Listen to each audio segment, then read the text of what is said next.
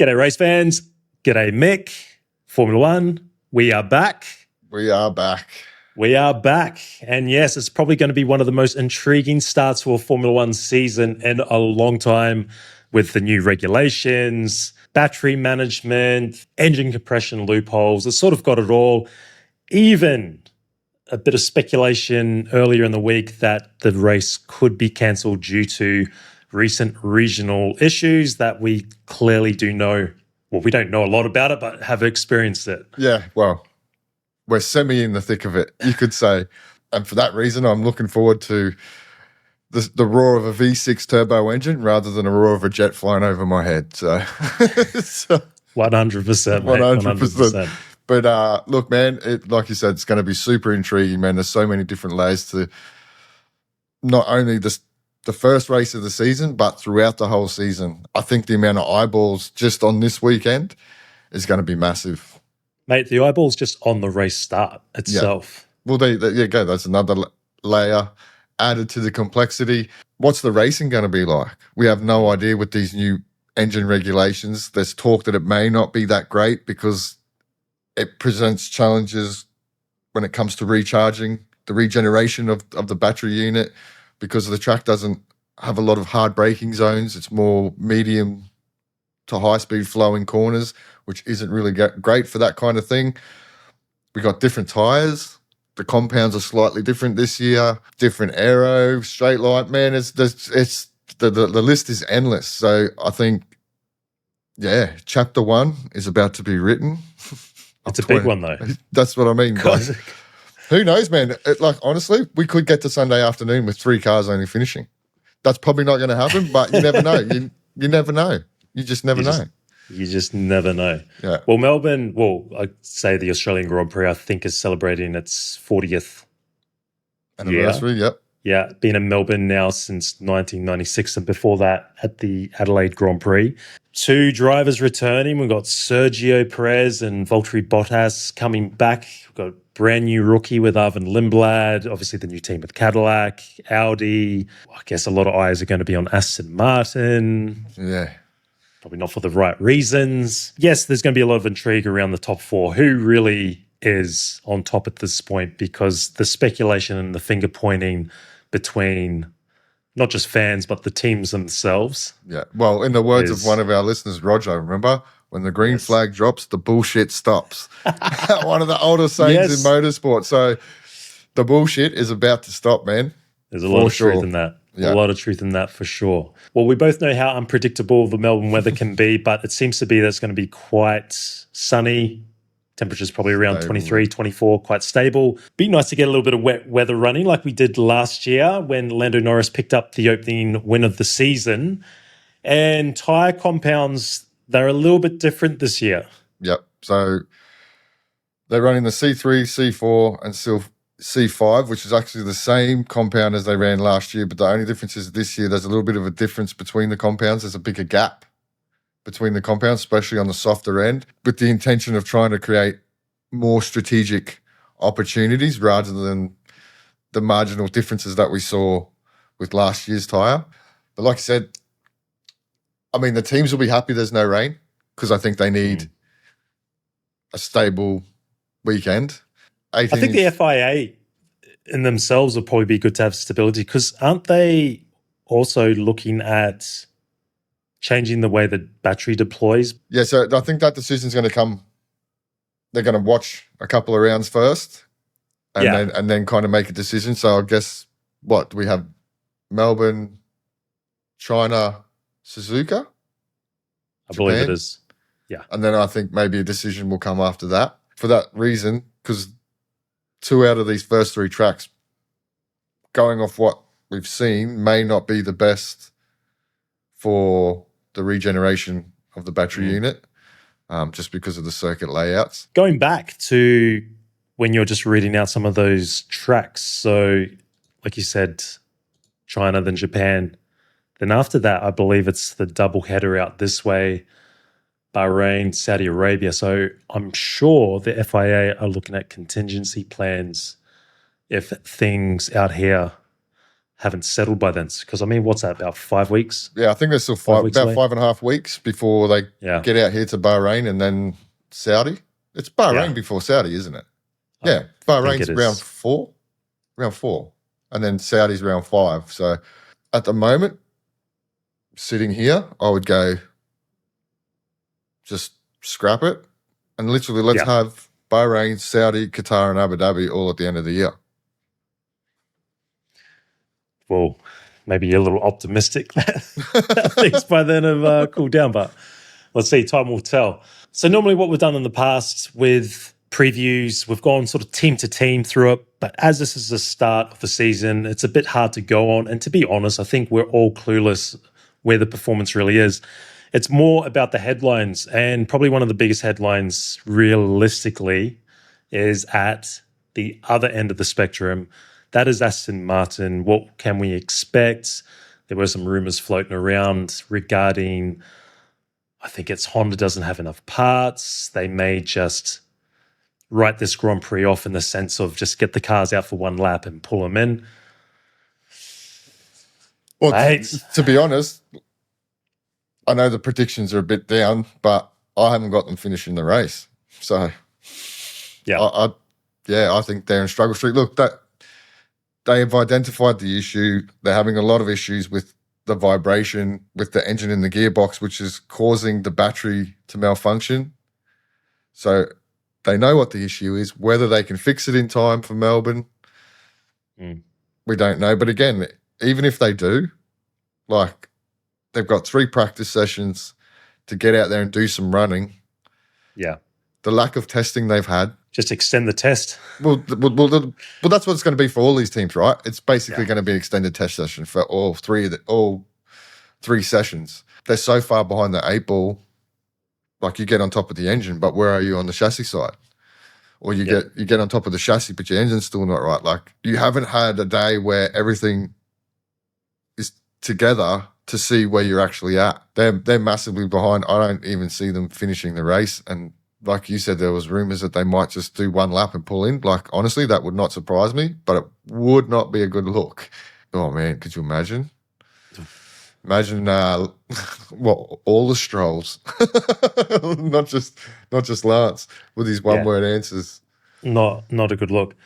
And continue with the theme down the back, we expect Cadillac to be down there, but it is exciting times for Cadillac, and it's good to see them on the grid. And hopefully this is the beginning of a successful introduction into Formula One, and then over the season we can see them make some good performance gains. I mean, it is cool to see Bottas and Perez back on the grid. Yeah, man. I'm sure for the first few races it'll be quite exciting for them, but then if they are sort of trundling around the back end, round after round, it probably will become a little bit monotonous, but they knew what they were signing up for, and that was purely a developmental season. They're going into this season knowing exactly where they're going to be. I don't think they're, yes, they're hopeful and optimistic that they might creep up that middle order, but right now I think, they're just going to be trundling around the back, and they're another team I'm a bit worried about possibly finishing the race. They may just have a few little niggling injuries. Yes, they got the Ferrari engine in the back, but apart from that, everything is brand new. Yes, they got some good data in testing, but compared to a lot of the other teams, they didn't do quite as much running. So now this midfield battle, this is going to be a really interesting battle, that battle for P5 realistically over the course of the season. Audi are obviously the new team that's in there. Alpine, I sort of have picked as a bit of a dark horse, mate, after some of that Drive to Survive footage and seeing Briatore. Poor old Franco Colapinto, mate. Like, this is a massive season. He really needs to get a good statement drive in early. Yeah. Well, it starts this weekend, right? Yeah. For both Alpine drivers, for Alpine as a whole. You've got them as a bit of a smoky. I've got them there or thereabouts with a team like Haas. I think Haas are going to be really strong this year. Again, Audi's another question mark reliability-wise. Yes, they had an amazing test, but once you get into the rigors of a Formula One season, you start to stretch your components beyond what you did in testing. That might be a different story. So reliability hopefully won't be an issue, but very well could be. Do you think many teams will bring any upgrades like or differences from testing, or do you think they'll just sort of go with what they know from the data that they've collected and then start to develop I think earlier in the season? I think a lot of teams will have upgrades. They won't be massive upgrades. I think there'll be stuff like a lot of stuff that you can't see, like tweaking stuff. McLaren, well, all the Mercedes teams are getting the new spec engine. That'll give them a little bit more performance. Yeah, man, they're going to start to slowly bring. It'll all be little stuff, I think, to start with, and then we'll get to like the meaty part of the season, especially like the European rounds, is generally when the massive upgrades come. So that's when you might see a Spec B car turn up, you know. So it's yeah, man. Oh, the more you think about it, and the more the layers you start to unpack, it's like there's so much to unpack. Like it's going to be quite an intense weekend, and that's why I kind of wish. I think I said it in the preview. I wish it was in Australia for Oscar's sake, because I just think a lot of focus and attention will be off the track when I think he really needs to be, focused on. There's a lot of pressure for an Australian winner, and there has been for a long time. Yeah. For a homegrown winner of the Australian Grand Prix. Yeah. And they'll be, media will be biting at Oscar's heels. Yeah, but it's just a lot of time. Like there's so much to do and still so much learning to be had. It would be good if he could have just focused purely on driving the car. But because he's in Australia, he's the hometown hero. Like you said, the pressure that comes with being the hometown hero and the expectation of a hometown winner, and he's just going to be in such high demand. Like we saw, like Gabby Bortoletto, it was overwhelming. Kimi Antonelli, it was overwhelming. Yes, Oscar's had a bit of experience now and he probably knows how to handle it a bit better, but it's such an important time to get on top of your equipment in this new regulation cycle. Yeah, big one for McLaren, really, going for back-to-back wins here in Melbourne, particularly Lando Norris, defending champion as well. So that brings a little bit of different complexities for Lando. Well, before we go with the big four, I'll talk about a driver where he probably considers it a home race, and that's Liam Lawson, because it's a short hop across the Tasman. Big year for Liam, obviously, particularly now that he's got a rookie teammate next to him that obviously there's big tickets on the guy, but he needs to definitely outperform him. Hopefully he has a good start to the season. Racing Bulls, though, I don't know. Well, they're like the sister team, right? Where are they? Where really are they? Like, how heavy was the sandbags? That's why, like, when we did the preview, it was so hard to try and find somewhere to put them, because we didn't see any real performance from them. They were just trudging around and just getting the job done. But yeah, like you said, man, massive year for Liam. He is going to be expected to bring the results for that team. And I'm not saying that he can't do it. I'm just saying that's what's expected. Yeah. And I said in the preview about he is leading the team in terms of development. Now, Roger, I know you're listening, bro. And you were talking about, yes, he can set up a car, but that's fine. It's all well and good to be able to set up a car, but can you lead a team to develop a race car to stay competitive in the top of that midfield throughout a year? That's the pressure that's on Liam. That's what I was saying. Just a quick response to Roger. Like, I 100% agree with everything you said. Yeah. 100% agree. Being able to set up a car to suit you to drive fast is one thing, but to develop a car to stay competitive throughout a whole season is a completely different thing. He's going to do a good job, man. Like, I have no doubt. He's a gun, man, and we rate him really highly. Like, I'm not bagging him at all. I'm just saying, for me, when I look at Liam Lawson, this year's a different year. It's not like last year. Like, Liam can't afford to have a bad weekend because Lindblad's not going to pick up the slack like Hajar did for that team. Yeah. That's the truth of it. Because what? Can you see Lindblad scoring any points in the first half of the season? He might jag one or two. Yeah, I mean, I think he's going to do quite good. But again, it just comes down to where's that Racing Bull car really on the competitive scale? Because we know last year it was pretty decent. Yeah. It was a bit track dependent, but it was pretty decent. Yeah. So, yeah, it's just hard to know. And because you got a logjam, like if you think about those top four teams, that's 8 cars, right? Basically ahead of you performance-wise. You've got two cars fighting for 9 and 10. Yeah, I know that's a real simplistic way of looking at it, but essentially there's two spots. And when you're looking at what Alpine sort of did and Haas did at testing, there's 4 cars there. So I just don't know if that Racing Bull is in that league of being in that top end of the midfield teams. But again, this is why this weekend is so exciting, because it will give some partial clarity of where everybody is. And that's, I think, what we're all looking forward to. Because, mate, I can't think of a season where we've had so many pointing fingers. Like, I always know a new season comes and there's excitement, particularly with new regulations. But I can't think of a season like this where we've had testing and everybody is still like, because the engine management modes and everything else, it's maybe at the start of the hybrid era, possibly was like, who's got what? Oh, he's got, they're strong, blah blah blah blah blah. But no, you're right. Like, definitely a lot of finger pointing this preseason, for sure. Yeah. Well, I just can't wait. I honestly can't wait till this weekend. It's just been, this week has been dragging on. Well, especially for us. Not a lot of sleep. Not a lot of sleep, Not a lot of sleep. Let's keep with the midfield theme for now. Williams, big race this week. Things haven't been so smooth.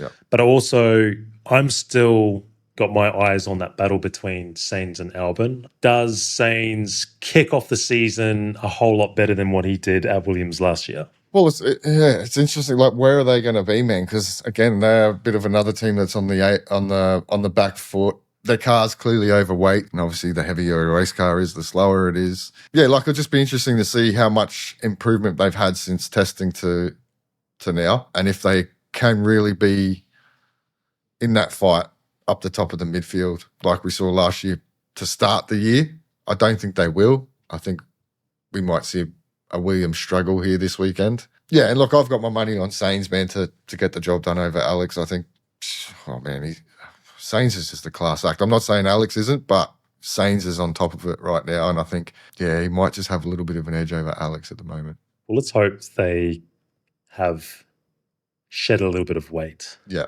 Oh, to be honest, look, man, I would love to see – I want to see Williams where they were last year. I'd love to see them fighting with the top 4, but I think that's a long way away. It's just, man, why? Why did you have such a bad start to the year? Like, you've had more wind tunnel testing time than most others. Why is your car overweight? There's so many – why?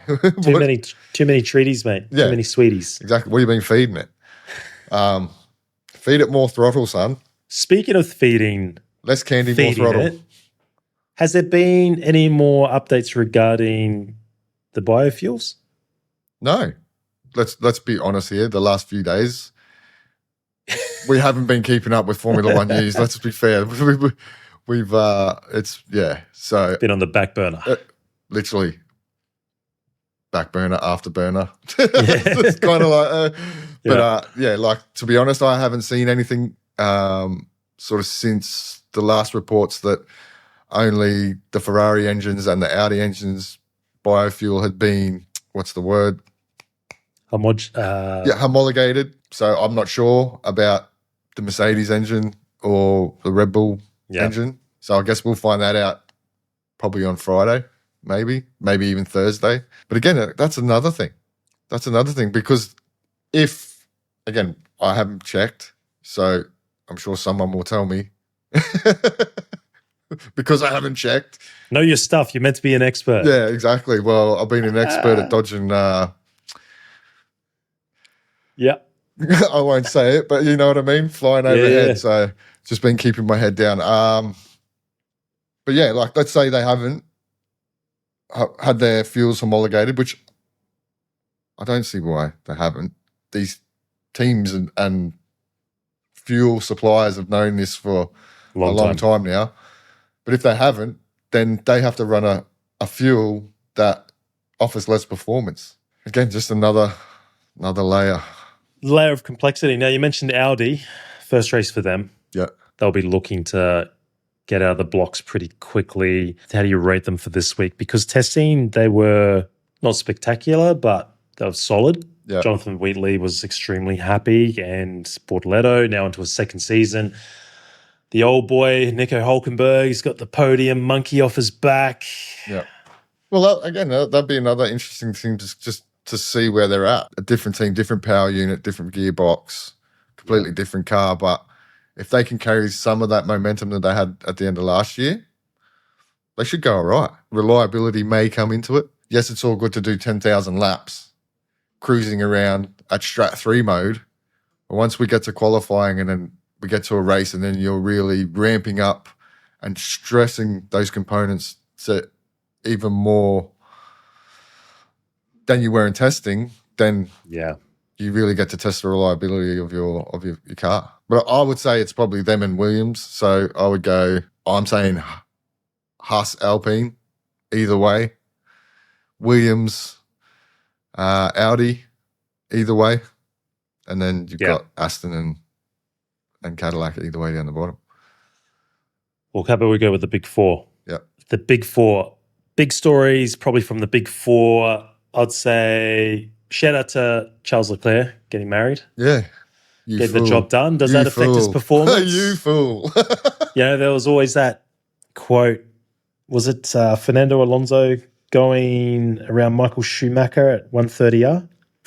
And I think, didn't he say something like, I went for it because I knew. It's essentially along the lines, Alonso was like, he's married, he's got kids, he's not going to take the risk, so to speak. Take the risk, yeah. But congratulations, Mr. Leclerc, looking pretty dapper, cruising around in that Ferrari around Monaco. Not a bad way to do it. But let's start off with Red Bull, because this brand new season, new second driver, Isaac Hadjar, returning to a track that he didn't really have a fun time out last time, spinning out and DNFing on the formation lap. Look, that is definitely that ain't going to happen again. That's not going to happen again. As long as it's not wet. Well, it doesn't seem to be. These cars, man, have way more torque. So who knows? He might come out of the corner on the warm-up lap and just... might pull a Colapinto when they did that practice start and testing. Hopefully no one does it. Yeah. But look, we think he's going to be fine over the season, but it will be a good race to get out of the way with a good performance. Yeah. And I think that'll just bode well for Isaac Hadjar over the course of the season. Yeah. Max Verstappen, and look, there's nothing really to say about Max. We just know what he's going to do. Regarding Red Bull, though, do you think they've got a chance of snagging a win here? Oh, man. No doubt. I think, they're definitely a team that can come out and put a knockout blow on the top four in this first race for sure. They were definitely hiding. They were definitely hiding performance. Max is just going to get in there and blow the doors off it. This is what he does. Like you said, I think Hajar's going to have a really good race. I just got a feeling he's in a good place.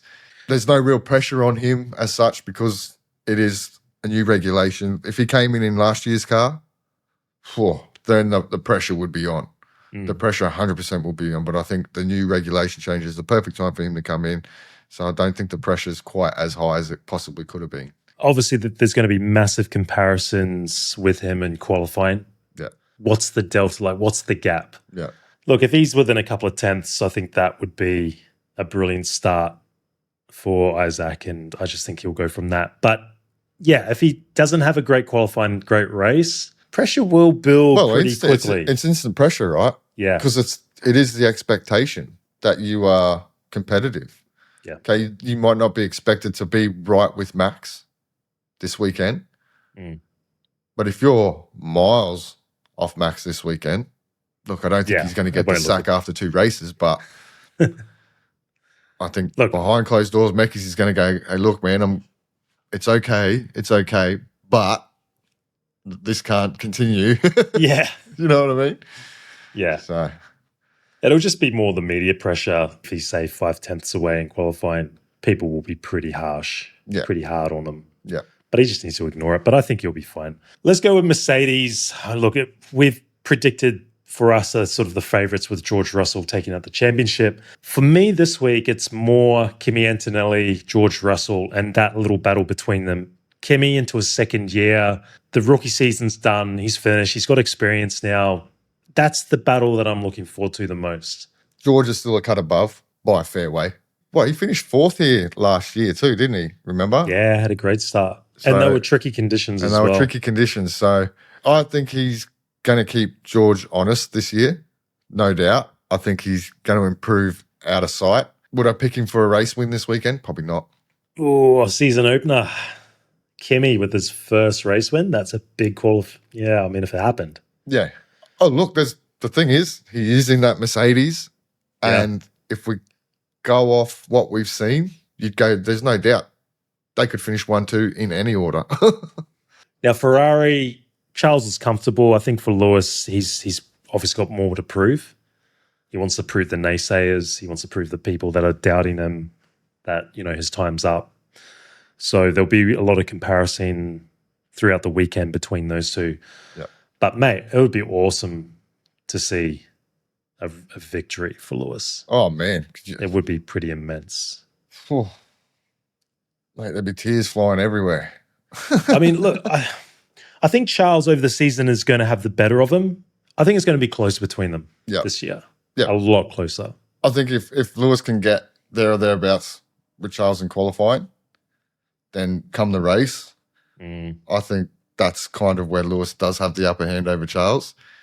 In a car now that he seems a little bit more comfortable in, obviously we don't quite know exactly where they are in the pecking order. Hopefully they're up the front. And if they are, that's when you will see the best of Lewis Hamilton. I wonder if their advantage, the perceived advantage of the race starts is still going to be a thing with those Ferrari power units. Or have the other teams. You know what? It's not just the race starts, man. The fact that they're running a smaller turbo than everybody else helps them, particularly on tracks like Melbourne and smaller tracks where it's not so power sensitive. It helps, man. It helps keep that turbo spooled up. They don't have to run such a short gear. Like they don't have to drop down to, say, like in a traditional third gear corner. You don't have to drop down a second to try and keep the thing spooled up to keep trying to charge the battery. It's naturally going to do that being a smaller turbo. And I think that's where Ferrari have actually played a blinder this year. They've looked at the season as a whole, looked at the circuits and gone, well, there's only so many power-sensitive circuits. The majority of the circuits are going to suit a smaller turbo. Now, whether it plays out like that throughout the whole season, we don't know. But let's just hope the pit wall and the strategy they can nail as well. Yeah, but I mean, go with it. After what we saw in testing, they got to be going there. A lot of confidence. And going there to win. Got to be in with a shout. And who are we left? Who's left over? Oh, that's right, the defending Constructors Champions. They got the defending Drivers Champion with Lando Norris and, of course, the hometown hero, Oscar Piastri. Yeah. Still trying to become the first Australian to win a home Grand Prix after almost 40-odd years. If you're going by the data, the race pace started that a lot of people were sort of, banging their heads over. McLaren were perceived as the quickest. Yeah. But look, different track. This is realism now and not, perceived simulations. The PI rules. What are we going to get with the McLaren? Oh, I don't. Mate, and how is Lando Norris? And look, I hope the fans don't boo him and whatnot, but how boisterous will the Aussie fans get to Lando? Even Zach Brown on the wall. Yeah. It could be quite interesting. Because we've got the Oscar Piastri grandstand. Yeah. Right in front of the McLaren pit box on that main straight. I think it's, like I said, my only worry for Oscar is the fact that it's at home and there's so much attention and he's going to be in such high demand throughout that weekend rather than being able just to focus on everything else that he needs to focus on. I feel like if he could win this race this weekend, that's a pretty decent uppercut to his teammate straight off the bat. Let's see. I mean, for all we know, McLaren could be fighting around for, 5th, 6th. It could be the Ferrari of 2026. And again, this is why I go back. It's just such an interesting start to the season because generally, look, Melbourne, on the face of it, the track doesn't generally produce like exciting racing. Yeah. It just has that advantage of being the first race of the season where the intrigue and all the eyes and the excitement come from. Last year was a pretty decent affair, primarily because of mixed weather conditions. But what it does do, though, with the talk of, you know, it not being able to regenerate the battery quite as well, may hamper the racing.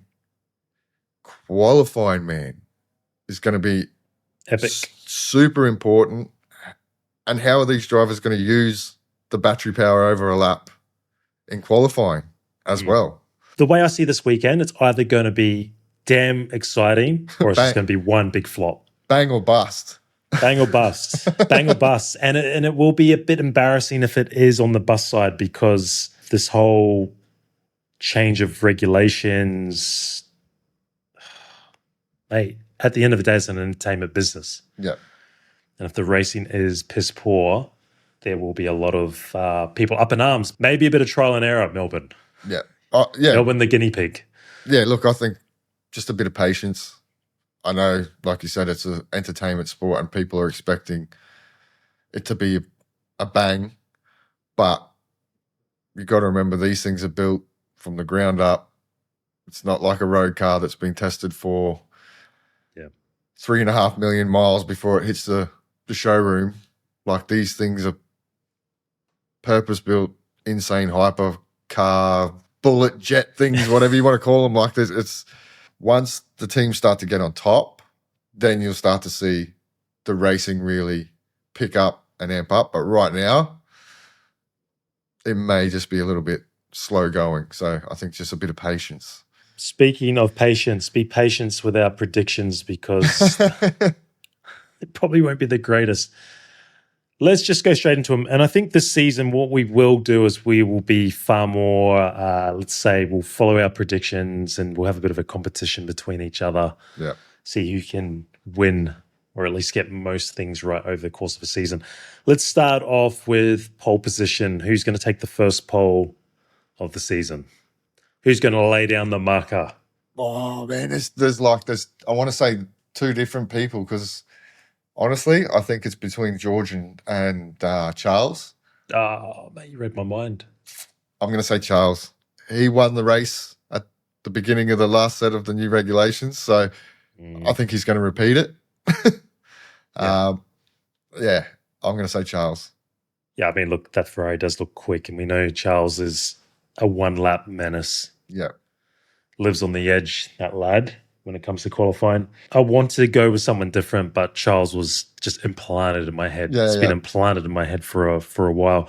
All right, who's your podium? Who you got? Race winner, second, third? So I've actually got I got Charles winning, George second, and Oscar's going to make amends and finish on the podium. Make amends for last year, and he's going to finish on the podium.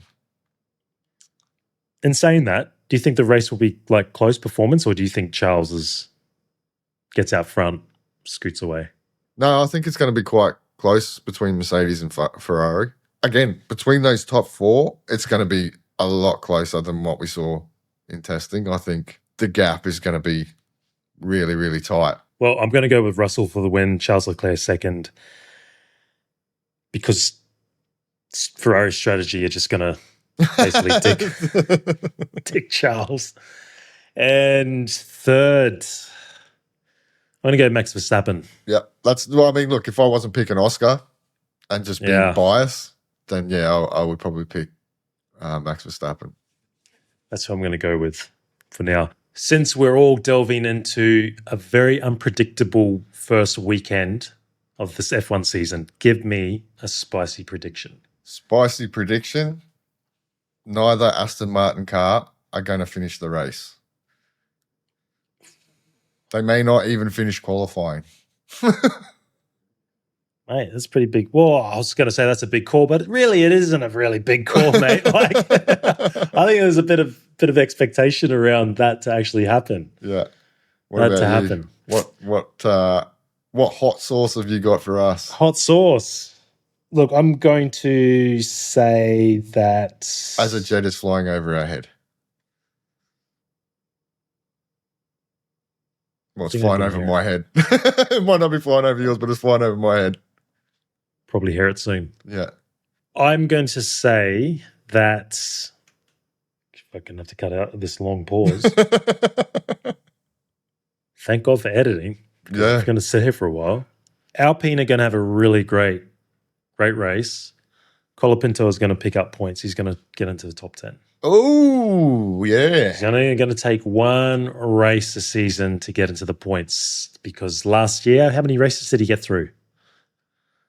I think he replaced Doohan after 6 or 7 rounds. So he had, he had a good fair chunk of it. And yes, the Alpine was a massive boat, but he was stranded on the donut.